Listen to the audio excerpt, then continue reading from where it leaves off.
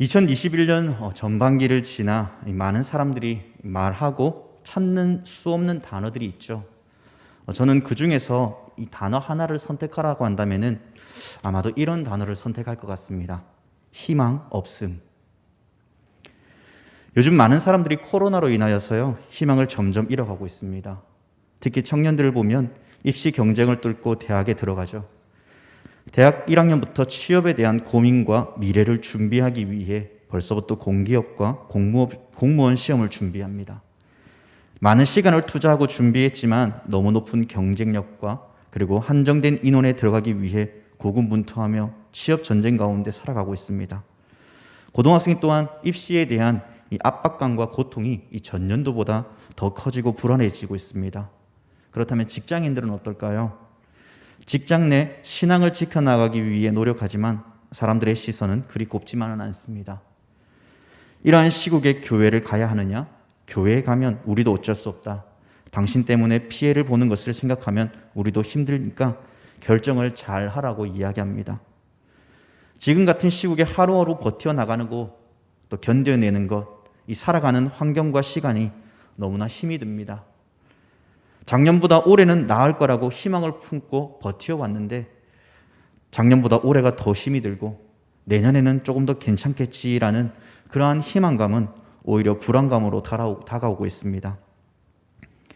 이러한 시대 가운데 서 있는 우리 모두에게 정말 희망이 없고 그 희망을 정녕 버리고 살아가야 할까요?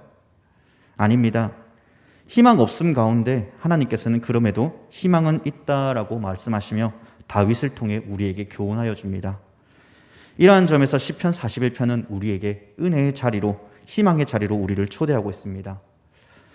다윗은 우리에게 말씀하죠. 배신과 죽음의 고통 중에 희망이 없어 보이고 질병 중에 고통이 없어 보이고 죄악 가운데 희망이 없어 보이나 집중할 것은 그런 것이 아니야. 집중해야 할 것은 여호와 하나님이야. 이러한 중에 희망은 있어. 이러한 희망을 하나님께서 어떻게 베푸실까를 바라보며 하나님께 희망을 두고 의지하며 살아가라고 이야기합니다. 하나님께서 너를 일으켜 세우실 거야. 이 모든 것을 참고 하나님께 희망을 둘 때 하나님께서는 보응해 주실 거야. 희망이 없는 가운데 있으나 그럼에도 희망은 있다라고 다윗은 우리에게 말씀합니다. 본문의 배경은 이렇게 시작하고 있습니다. 가난한 자를 보살피는 자에게 복이 있으며 라고 말이죠. 시편을 읽다 보면요, 복에 대한 말씀들을 참 자주 듣게 됩니다. 그리고 대표적인 예를 들어본다면 이 시편 1편에 보면 복 있는 사람은 어떠한 사람이라고 말씀합니까? 악인들의 꾀를 따르지 아니하며 죄인들의 길에 서지 아니하며 오만한 자리에 앉지 아니하고 오직 여호와의 율법을 주야로 묵상하며 그 율법을 주야로 묵상하는 자더라라고 말씀합니다. 이 말씀은 본문과 비교했을 때 우리에게 이러한 교훈을 줍니다. 악인들은 가난한 자를 보살피지 않고 그들에게 있는 것까지 빼앗으려고 하는 악인들의 그 모습을 따라가서는 안 된다라고 말이죠. 그리고 그 가난한 자의 삶에 그들을 돌보는 그 삶의 원리가 우리에게 어떠한 삶을 보여주는가를 보여주고 있습니다. 그것이 무엇이겠습니까? 바로 하나님의 백성들은 가난한 자들을 보살피고 그들을 보호해야 된다는 것이죠.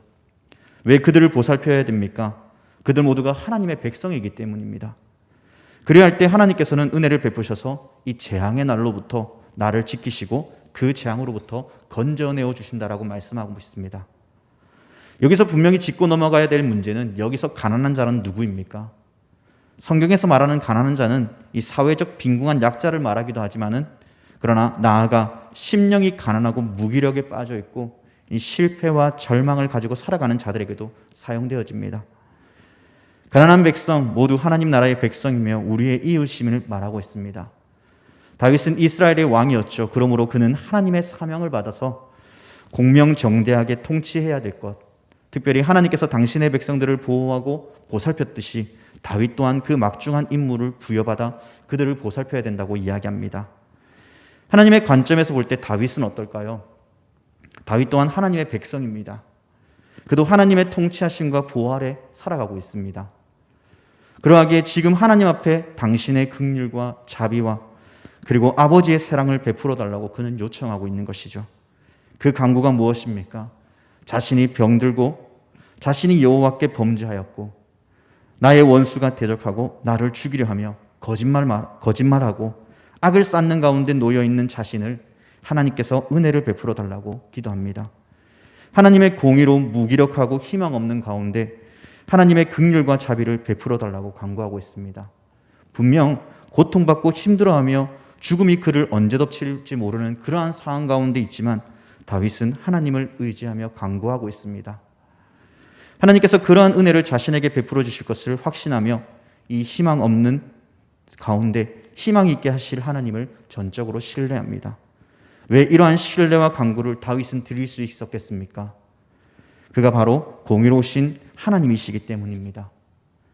하나님께서는 당신의 백성이 공평과 공의의 삶에서 나타내는 자에게 은혜를 베풀어 주시며 그 고통이 따르고 희망이 사라져가는 그 시간을 홀로 내버려 두는 것이 아니라 이 영적인 외로움과 고통 속에 하나님의 참된 위로와 평안이 그에게 있게 하여 주십니다.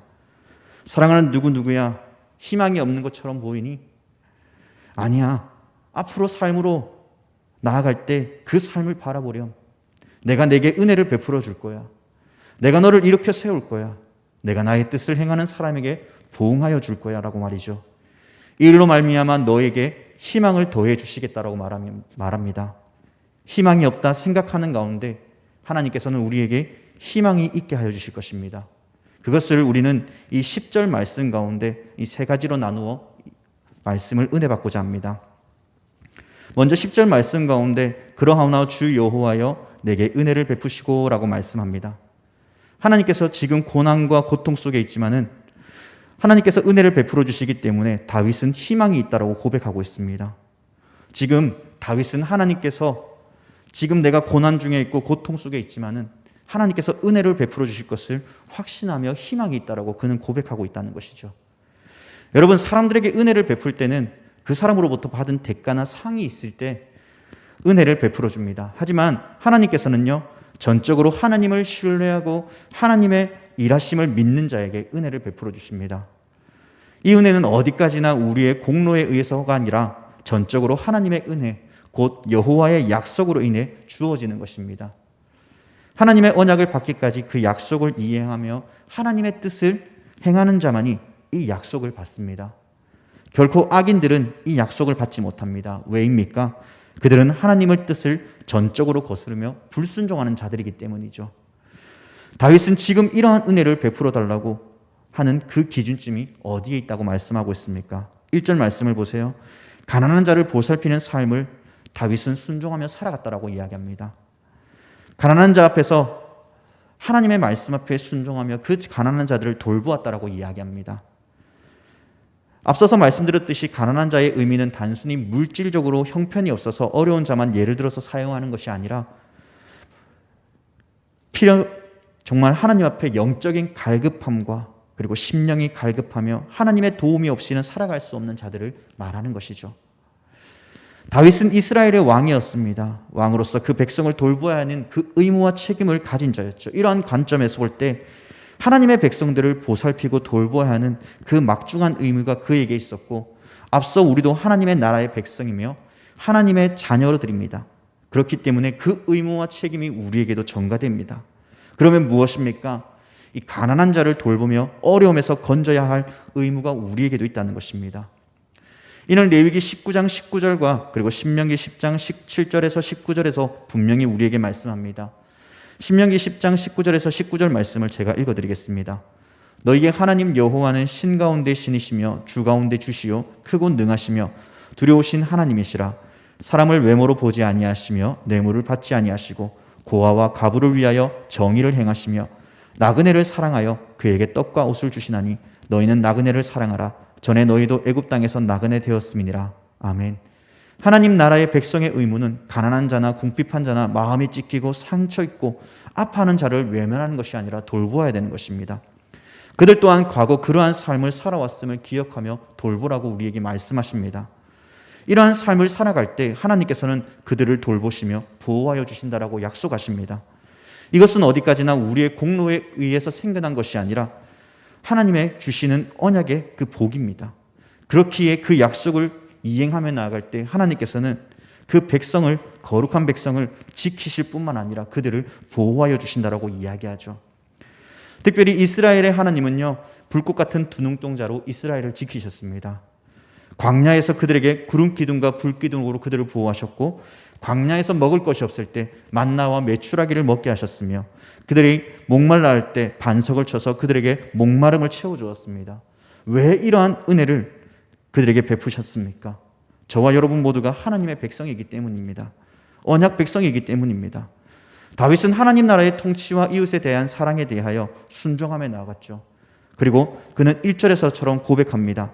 이러한 삶을 사는 자에게 하나님께서 어떠한 은혜를 베푸신다고 말씀합니까? 복이 있다고 합니다. 그 복이 무엇입니까? 그 뒤에 재앙의 날로부터 그를 건지시고 지키시며 살게 하여 주십니다. 원수의 뜻에 맡기지 아니하신다라고 하나님은 말씀하셨습니다. 우리는 시편 말씀을 들어보면서 이 다윗의 삶에 대하여 참 많은 것들을 듣고 알고 있습니다. 예를 들어서 하나님께서 고난 가운데 원수들의 손에서 건지시는 하나님의 강한 손과, 그리고 하나님께서 원수가 그를 둘러싸 진칠지라도 그에게 피할 길을 내게 하시며 그 원수들의 손에서 건지시는 하나님, 하나님께서 다윗을 향해 펼치신 수많은 구원과 승리의 기쁨을 그는 맛보았습니다. 그렇습니다. 우리는 하나님의 말씀에 순종함에 나아갈 때 그 길을 지키시고 인도하여 주십니다. 진정 하나님의 인도하심과 회복의 역사가, 그리고 구원의 은혜를 우리는 마주하게 될 것입니다. 그러므로 우리는 시편 41편의 말씀이 우리에게 얼마나 큰 능력의 말씀이고, 그리고 이 말씀을 믿고 살아가며 나아갈 때 하나님께서는 우리에게 희망이 있게 하여 주신다는 것이죠. 그런데 여러분, 너무나 안타까운 것은 그럼에도 불구하고 지금 내 앞에 놓여 있는 이 환경들로 인하여 우리는 좌절하고 넘어집니다. 우리는 늘 강단에서 선포되어지는 말씀을 통해서요, 여러분 하나님을 의지하세요, 하나님을 바라보세요, 하나님께 집중하세요 라고 말씀이 선포되어져 왔습니다. 그럼에도 불구하고 우리는 하나님의 말씀을 의지하며 살아가고 있습니까? 왜 나는 그 말씀에 집중하지 못하고 순종하지 못할까? 라고 우리는 되묻고 나아가고 있지 않습니까? 세상에만 자꾸 집중하며 나의 결론은 늘 그렇듯 희망이 없다라고 우리는 말하며 살아가고 있지는 않습니까? 하나님께서는 이웃을 향해 손을 펴서 돌아보고 그 끊어졌다고 생각하는 현장에서 이웃을 향해 편 손이 그들에게 희망이 있게 하여 주십니다. 나에게 끊어졌다고 생각했던 희망이 그들의 돌봄을 통해 하나님께서 하나님의 그 강한 손으로 그 펼치시며 우리의 가난한 심령과 마음을 위로하시고 희망이 있게 하실 것입니다. 하나님께서는 우리에게 은혜를 베푸셔서 희망이 없음이 아니라 희망이 있는 삶으로 우리를 이끌어 가시는 것입니다. 무엇입니까? 가난한 백성들을 돌아보며, 심령이 상하고 마음이 찢긴 자들을 돌아보며 그들을 향해 손을 펼치며 나아갈 때 하나님께서는 그 강한 손으로 우리를 지키시며 그 대적의 손에서부터 우리를 벗어나게 하시고 우리에게 희망 없음이 아니라 희망이 있는 삶으로 우리를 이끌어 가신다라고 말씀하고 있습니다. 그러므로 우리는 하나님께서 명령하신 그 말씀에 순종하며 우리의 연약한 자들, 특별히 우리 주위에 쓰러지고 지쳐있는 그 영혼들을 향하여서, 그 갈급한 심령들을 향하여 기도하며 함께 말씀으로 다시금 세워나가는 우리 모든 성도들이 되었으면 좋겠습니다. 두 번째로, 희망 없는 삶에서 희망이 있음으로 어떻게 인도하신다고 말씀합니까? 계속해서 10절 말씀입니다. 나를 일으켜 세우셔서 희망 있는 삶으로 인도하여 주신다고 말씀합니다. 5절과 9절 말씀 중 제가 9절 말씀을 읽어드리겠습니다. 내가 신뢰하여 내 떡을 나눠 먹던 나의 가까운 친구도 나를 대적하여 그의 발꿈치를 들었나이다. 우리가 5절에서 9절 말씀을 요약해 보면요, 원수들이 다윗을 향하여 악당과 거짓, 미움, 살인을 꾀하고 있다는 것을 보게 됩니다. 떡을 함께 나누었던 그의 절친한 친구들마저 배신하고 대적하였다라고 다윗은 고백하고 있습니다. 여러분, 다윗의 상황 가운데 희망이 있어 보이십니까? 희망이 없습니다. 살 소망마저 느껴지지 않고 처절하고 고독한 시간을 그는 보내고 있습니다. 고통의 환경에 처한 다윗에게 희망은 절대적으로 없어 보입니다. 여러분, 신앙생활을 해나갈 때요, 제일 억울하고 괴로울 때가 언제일까요? 아마 하나님께 말씀에 순종하며 선을 행하며 살아가고 완전히 악을 멀리할 수는 없지만은 그럼에도 불구하고 몸부림치며 하나님을 사랑하고 이웃을 사랑하며 신실하게 살아가기 위해 오늘도 우리는 부단히 노력하죠. 그럼에도 나의 신앙과 삶의 방식과 상관없이 사람들이 수군거리며 없는 말도 만들어내고 악담할 때, 또 나를 괴롭게 할 때, 그것도 나의 가장 가까운 그러한 신앙생활을 했던 나의 형제와 자매들이 나를 향해 돌아서고 나를 멀리할 때, 이럴 때 여러분들의 심정은 어떻겠습니까? 아마 가슴이 찢어지고 네가 어떻게 나한테 이럴 수 있어? 라고 말할 것입니다. 우리의 마음은 무너질 것입니다. 지금 다윗의 심정이 이러합니다. 그의 생태는 말 그대로 하루하루가 괴롭고 힘들며 고통의 순간에 놓여 있습니다. 누군가에게 말할 수 없는 심정이고 누군가에게 알려줄 수 없는 심정이고 사람들의 눈치를 보아야 되고 사람들의 수군거림과 사람들이 만나는 것도 두렵고 이제는 혹시나 나를 죽이려고 하는 그 순간, 그 고통의 순간들을 그는 보내고 있습니다. 다윗을 걱정하는 것 같지만 전혀 그렇지 못한 사람들의 모습은 어떠합니까? 3절 말씀을 보세요. 병상에 누워있다라고 다윗은 고백합니다. 이어서 6절은 무엇이라고 말씀합니까? 나를 보러 와서는 거짓을 말하고 그의 중심에 악을 쌓았다가 나가서는 이를 널리 선포한다라고 말씀합니다. 여러분, 사람이 아프면요, 문병을 가서 얼굴을 보고 괜찮은지 또 이야기도 나누며 그 고통을 조금씩 나누어 가집니다. 그리고 그를 위해서 기도해 주죠. 그런데 오늘 본문에서 사람들은 어떻습니까? 병상에 누워있는 그 다윗을 향해 기도하는 것이 아니라 오히려 거짓을 말하고 그의 중심에 악을 쌓아 나가서 이를 널리 선포하고 있습니다. 무엇입니까? 거짓을 말하면서 중심에 악을 쌓아 거짓된 말로 다윗은 이제 죽을 거야. 이제 악한 병이 걸렸기 때문에 그는 이제 살 소망이 없어 라고 이야기합니다. 그만큼 병세가 심각하고 더 이상 살아날 희망이 보이지 않는다라고 사람들은 수군거리며 거짓말하며 이야기하고 있습니다. 그러니 산 사람을 죽은 사람 취급하고 나라의 정세가 흔들리도록 하며 불안하게 합니다. 백성들의 마음은 더 무거울 것입니다. 그를 죽이고자 하며 사형 선고를 받은 죄인처럼 다윗은 지나야 했습니다. 이러한 상황 속에서 그에게 어떠한 희망이 있겠습니까?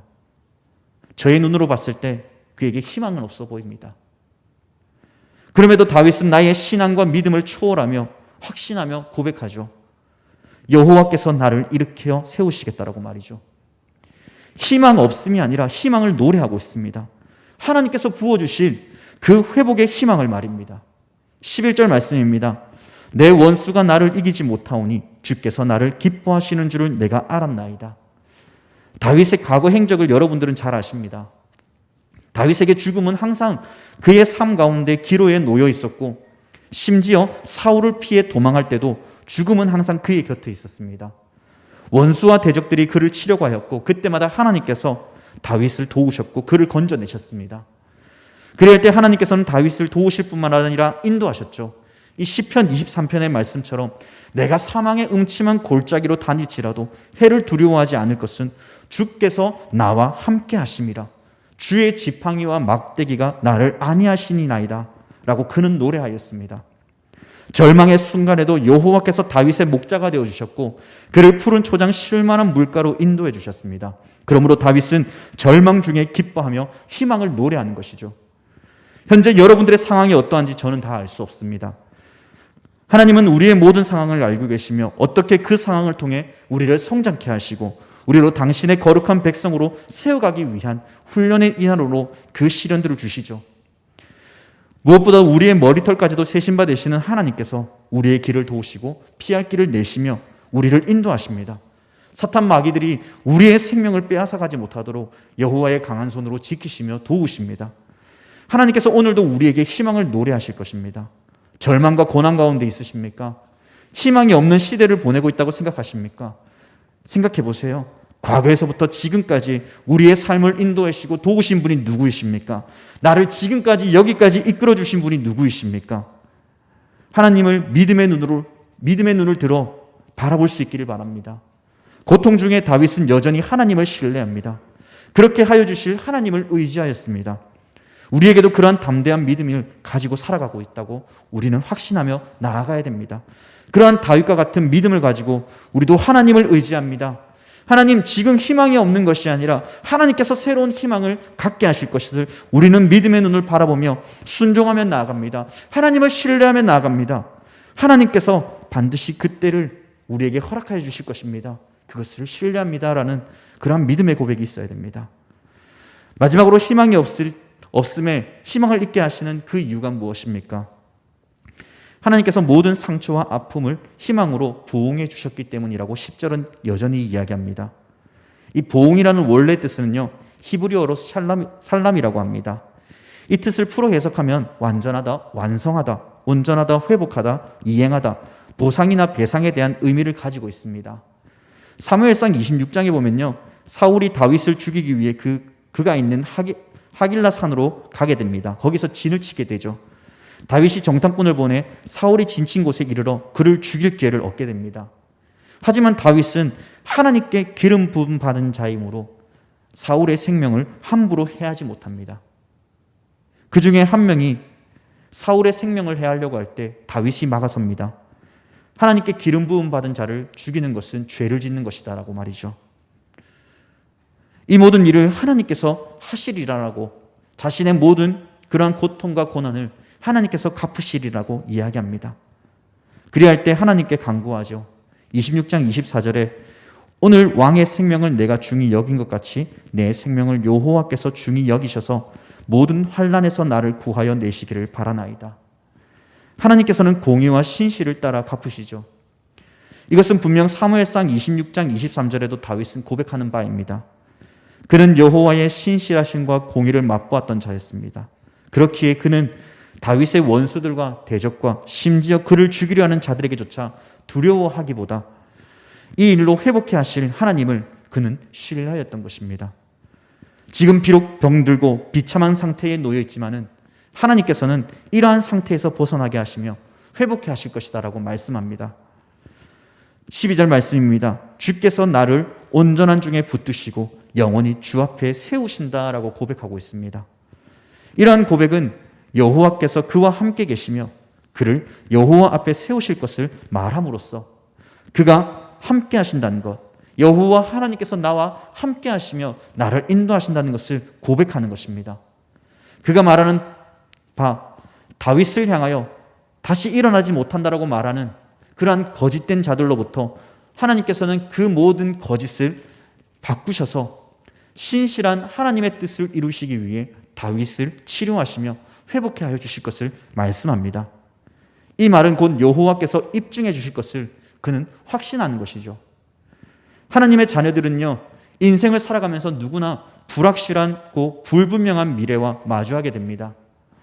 마주하고 있는 현실 앞에 분명 두려움을 느끼고 희망 없음에 좌절되고 넘어질 것입니다.